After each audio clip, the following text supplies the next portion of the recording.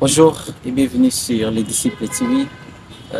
Aujourd'hui encore, nous allons méditer. La semaine passée, nous avons parlé sur commencer avec Dieu ou pas commencer du tout. Étant enfant de Dieu au début de l'année, nous devons commencer avec Dieu et dédier l'année entre les mains de Dieu. Aujourd'hui, nous voulons aborder un sujet très capital qui est la routine. La routine, c'est quelque chose qui nous arrive souvent. Nous nous retrouvons dans une sorte de cercle où on fait comme si on tourne en rond, comme si on fait la même chose plusieurs fois, où on vit la même chose plusieurs fois. Et aussi, étant enfant de Dieu, il nous arrive de vivre ces choses et on se demande pourquoi Dieu permet que je vive tout ça, pourquoi il m'arrive plus moi, pourquoi je dois vivre tout ça. Et il nous arrive aussi de ces périodes-là où quelque chose nous revient, où Dieu nous parle dans notre quotidien, Dieu nous parle en nous-mêmes ou bien autour de nous. Parfois quelques versets bibliques qui reviennent, parfois l'envie d'écouter une prédication, parfois les désirs de faire une chose plusieurs fois. Et des fois, on en a marre quelquefois où on s'est dit, mais pourquoi je dois faire la même chose plusieurs fois, pourquoi je dois répéter tout ça. Et aujourd'hui, nous voulons méditer sur la routine. Qu'est-ce que Dieu vise et quand il nous dit de faire une chose plusieurs fois, quand il nous dit de faire la même chose plusieurs fois, mais pas changer de manière, c'est comme si faire la même chose de la même manière et plusieurs fois. Aujourd'hui, je voulais qu'on médite sur ça. Et pour ça, j'avais prévu qu'on puisse lire avec vous trois portions des Écritures. Premièrement, on va lire Josué, chapitre 6, du 1er au 5e verset. Après, Philippiens 3, chapitre 3, verset 1er. Et à la fin, 2 Pierre 1, 12. Alors, Josué 6, 5 dit, Jéricho était fermé et barricadé devant les enfants d'Israël. Personne ne sortait et personne n'entrait. L'Éternel dit à Josué, vois, je livre entre tes mains Jéricho et son roi, ses vaillants soldats. Faites le tour de la ville, vous tous les hommes de guerre, faites une fois le tour de la ville. Tu feras ainsi pendant 6 jours. 7 sacrificateurs porteront devant l'arche 7 trompettes retentissantes. Le 7e jour, vous ferez 7 fois le tour de la ville et les sacrificateurs sonneront de la trompette. Quand ils sonneront de la corne retentissante, quand vous entendrez le son de la trompette, tout le peuple poussera des grands cris. Alors la muraille de la ville s'écroulera et le peuple montera chacun devant soi. Vous allez lire encore Philippiens 3 premiers.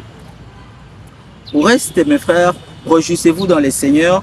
Je ne me lasse point de vous écrire les mêmes choses. Et pour vous, cela est sanitaire. Est solitaire plutôt. On va lire encore à la fin 2 Pierre, chapitre 1er, verset 12.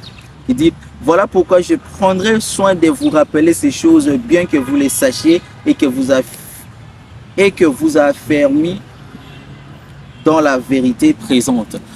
Dans ces trois passages où nous avons lu, on nous montre le fait de faire une chose plusieurs fois ou bien d'écouter une seule chose plusieurs fois, comme si on ne voit pas une nouvelle chose, mais la même chose qui se reprend ou bien les mêmes choses qui se reprennent.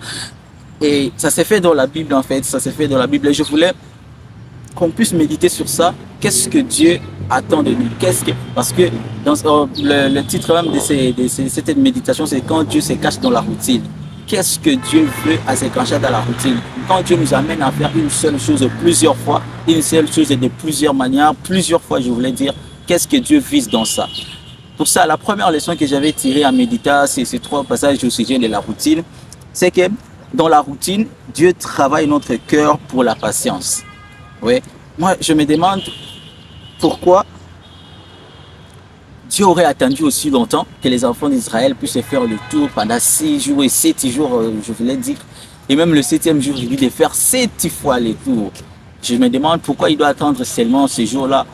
Lui qui peut dire, qui a permis à ce que la mer puisse se diviser en deux, lui qui fait toutes choses selon ce qu'il veut, il n'a pas besoin de recevoir les ordres.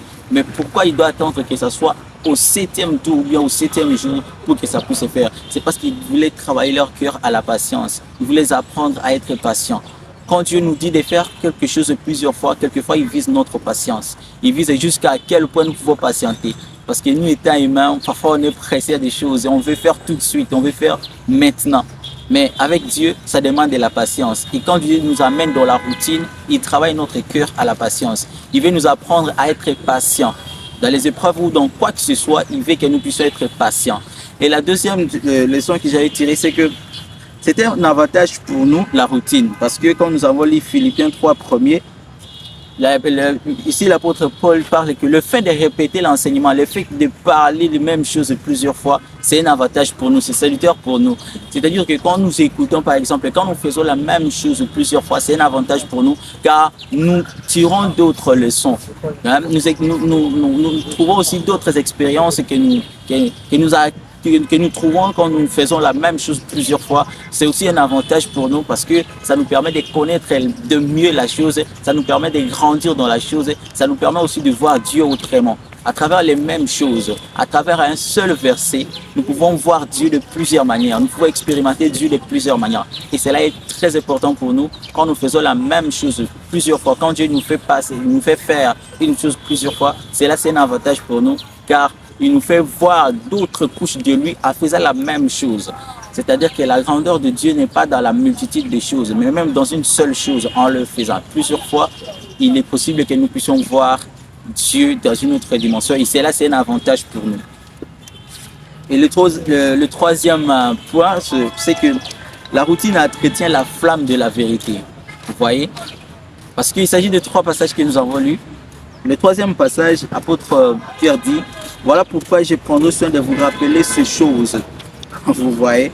Parce que quand nous sommes dans une sorte de routine et quand nous faisons la même chose plusieurs fois, quand nous faisons comme si on tourne en rond, on tourne sur une même chose, cela entretient la flamme de la vérité. Parce que la vérité, bien sûr, on peut connaître quelque chose une seule fois, ça peut arriver qu'on oublie. Mais quand on écoute tous les jours, la vérité nous revient chaque fois, ça flamme, ça entretient la flamme de la vérité. Et étant enfant de Dieu, il est très important de chaque fois écouter la même chose plusieurs fois, les enseignements. Parce que quelquefois, Dieu peut te pousser à écouter une seule prédication pendant toute une semaine. Ou bien un seul verset biblique qui te revient très souvent. Et c'est un avantage pour toi quand tu écoutes ça, ça entretient ta flamme. Ça te pousse encore à connaître la vérité davantage. Et cela est très important. Et la routine n'est pas une perte de temps, c'est un terrain de formation. Quand Dieu nous fait passer par la routine, quand Dieu nous fait tourner sur une chose, ce n'est pas une perte de temps. Parce que les enfants d'Israël ne perdaient pas le temps quand ils tournaient Jéricho.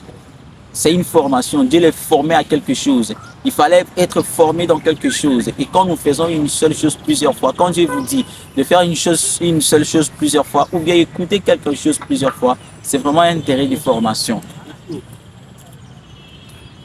Si Dieu ne change pas la situation, ici j'avais prévu quelques vérités ou quelques sujets de motivation que j'avais prévus, qu'on va lire ensemble. Si Dieu ne change pas la situation aujourd'hui, c'est peut-être parce qu'il est encore en train de nous préparer.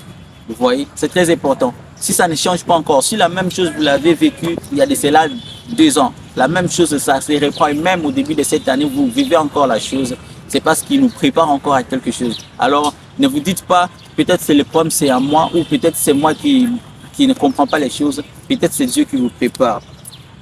La routine n'est pas l'ennemi de la foi. Elle est souvent la télé. Quand vous faites la même chose plusieurs fois, ce n'est pas que c'est pour affaiblir votre foi, mais c'est un endroit où ça entretient encore votre foi, ça renforce encore votre foi. Ne méprisons pas les saisons répétitives, c'est souvent là que Dieu prépare les plus grandes victoires.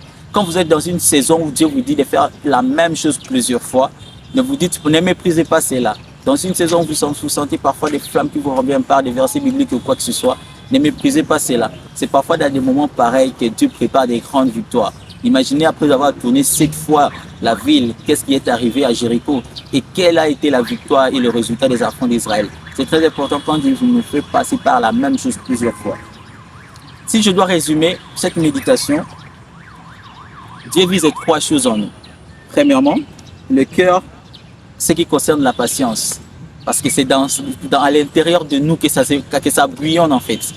Quand Dieu nous fait passer par la routine, il vise notre cœur pour que nous ayons la patience. La patience vise notre cœur à être patient. La deuxième des choses est la discipline pour ce qui concerne l'avantage. Quand Dieu nous fait passer par une même chose plusieurs fois ou par une situation plusieurs fois, il vise notre discipline. Comment on doit se discipliner. Et c'est pour notre bien quand nous nous disciplinons. La troisième des choses, c'est que la profondeur spirituelle, ce qui concerne la flamme. Quand Dieu nous fait passer par une même chose, parfois c'est la retraite, besoin de prier, besoin de jeûner, besoin de méditer, besoin d'écouter la parole, besoin de passer du temps avec les autres dans la prière. ça entretient, ça maintient votre flamme. Et Dieu vise aussi ça en vous faisant passer par des épreuves, par des situations qui se répètent. Ici, nous sommes presque à la fin. Ici, il y a quelque chose que je vais vous dire, c'est cette dernière vérité qui dit, ne vous gênez pas de faire une chose plusieurs fois. Mieux, ne vous gênez pas de la routine. Ne vous gênez pas de la routine, surtout quand c'est Dieu qui en est l'auteur.